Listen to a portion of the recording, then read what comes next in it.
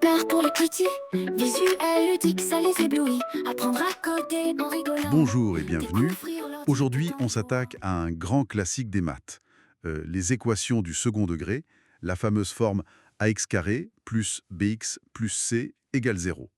Mais on va le faire avec une approche un peu différente. On va voir comment les résoudre en utilisant Python. Pour ça, on s'appuie sur un exercice guidé et puis aussi un article explicatif qu'on a consulté.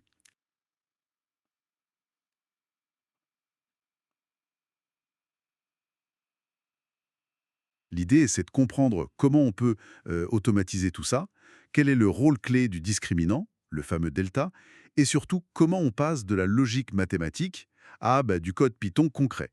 C'est une façon, disons, efficace de bien saisir le concept et sa mise en pratique info. Oui, tout à fait. Et c'est important de rappeler que ces équations, on les retrouve vraiment partout. Que ce soit en physique, pour décrire un mouvement, ou en finance, pour modéliser des choses comme des profits, ou même en géométrie simple. Donc, savoir les résoudre vite et bien, c'est clairement utile. Bon, alors, allons-y. On parle bien de ax carré plus bx plus c égale 0, avec a, b, c qui sont des coefficients réels qu'on connaît. Et le point important, a ne doit pas être 0, sinon ce n'est plus de second degré.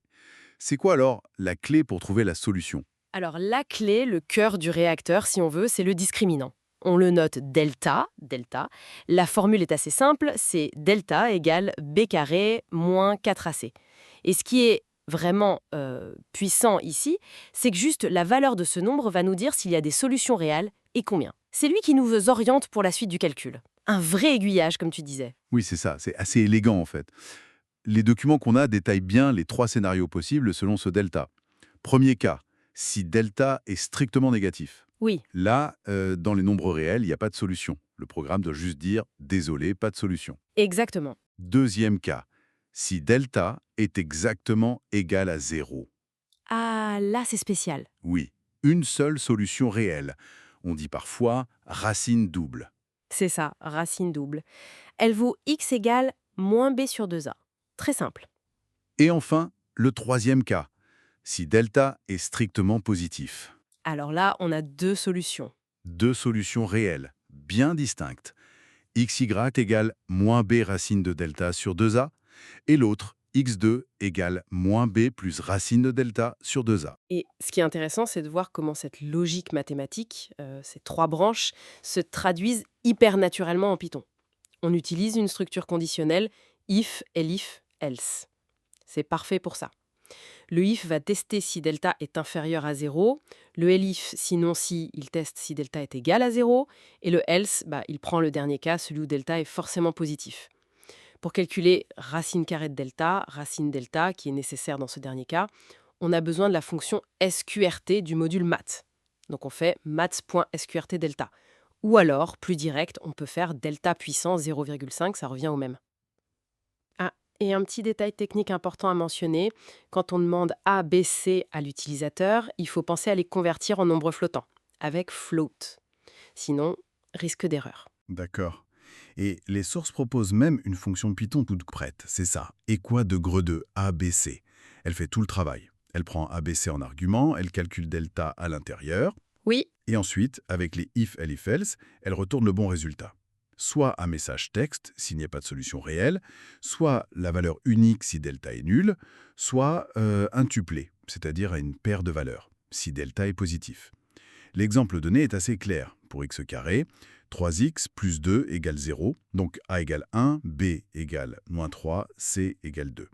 Tous en rythme. Des blocs, des lignes, des idées folles. Les codes nous font tourner la tête. Dans ce monde numérique et enchanté, on vit des aventures sans regret. Du jeu au sérieux, on peut tout faire. Créer un futur sans barrière. De Scratch à Python, le voyage commence. Main dans la main, on avance. Scratch pour les enfants, Python pour les grands. Programmons ensemble, dansons tous en rythme.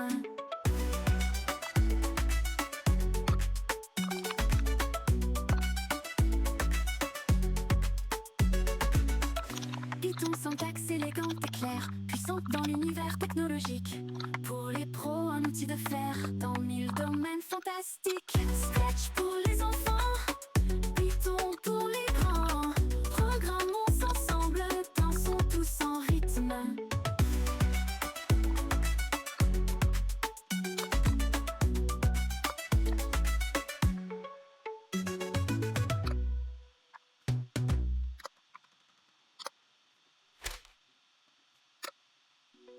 pour les enfants, Python pour les grands.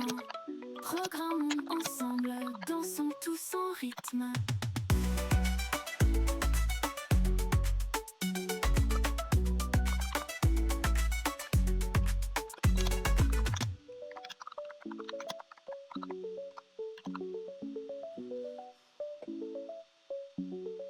Mhm. On calcule delta, ça fait 1. C'est positif, donc la fonction renvoie les deux solutions, 1.0, 2.0. C'est propre. Oui, c'est propre et surtout, c'est réutilisable.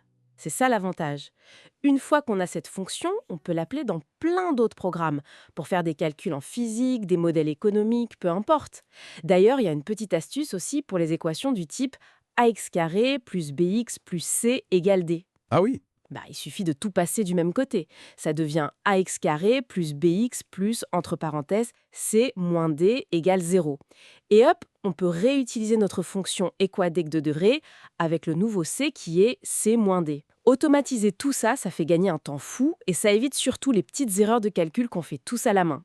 C'est là qu'on voit bien la force de la programmation pour les maths. Donc pour résumer un peu, Python nous donne un cadre, une méthode vraiment structurée et efficace pour résoudre ces équations du second degré. On suit simplement la logique mathématique du discriminant, étape par étape. C'est un bel exemple de synergie entre les maths et l'informatique finalement. Tout à fait. Et pour aller un peu plus loin, pour laisser une question en suspens, les sources mentionnent d'autres pistes. Par exemple, gérer les solutions complexes quand delta est négatif, ça c'est tout un autre monde mathématique passionnant, ou encore générer des coefficients A, B, C au hasard pour pouvoir s'entraîner à l'infini. Mais une question qui prolonge bien notre discussion, je trouve, c'est comment est-ce que le dessin de la courbe y égale ax² plus bx plus c, la parabole, montre visuellement le nombre de solutions? Comment est-ce que cette courbe coupe l'axe des x ou pas, selon que delta soit positif, nul ou négatif? C'est une belle connexion entre l'algèbre et la géométrie à explorer. Puissante dans l'univers technologique. Pour les pros, un outil de fer dans 1000 domaines fantastiques. Scratch pour les enfants, Python pour les grands. Programmons ensemble, dansons tous en rythme. Développe des lignes, des idées folles, les codes nous font tourner la tête. Dans ce monde numérique et enchanté, on vit des aventures sans regret.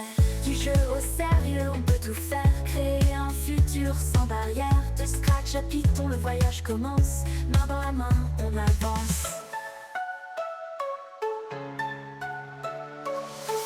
Scratch pour les enfants, Python pour les grands.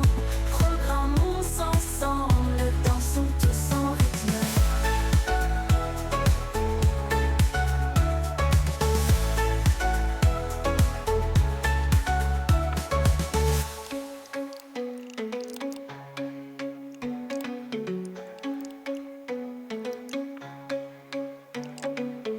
Python syntaxe élégante et claire, puissant dans l'univers technologique. Pour les pros, un outil de fer dans 1000 domaines fantastiques. Scratch pour les enfants, Python pour les grands. Programmons ensemble, dansons tous en rythme. Les idées folles, comme font tourner la tête. Dans ce monde numérique et enchanté, on vit des aventures sans fin. Du jeu au sérieux, on peut tout faire, créer un futur sans barrière. De Scratch à Python, le voyage commence, main dans la main, on avance.